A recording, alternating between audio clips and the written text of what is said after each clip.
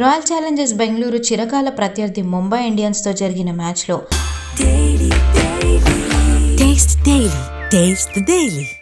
18 పరుగుల తేడాతో ఘన విజయం సాధించింది. ముందుగా బ్యాటింగ్లో పవర్ చూపించిన ఆర్సీబీ తర్వాత బౌలింగ్లోనూ ఆకట్టుకొని టోర్నీలో 3వ గెలుపును సొంతం చేసుకుంది.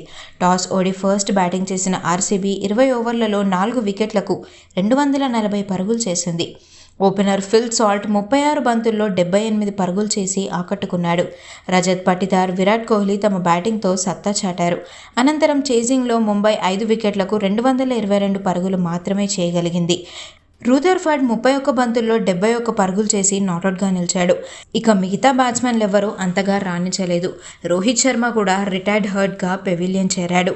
ఆరంభంలో స్లోగా ఆడడంతో పవర్ ప్లేలో 62 పరుగులు మాత్రమే సాధించింది ముంబై ఇండియన్స్. అయితే జోరు మీదున్న రికల్టన్ పవర్ ప్లే ముగిశాక కాసేపటికే అవుట్ అవ్వడంతో ముంబై విజయావకాశాలు దెబ్బతిన్నాయి. ఏదేమైనా ఆఖరికి 26 బంతుల్లో రూదర్ఫర్డ్ అర్ధ సెంచరీని పూర్తి చేసుకున్నాడు.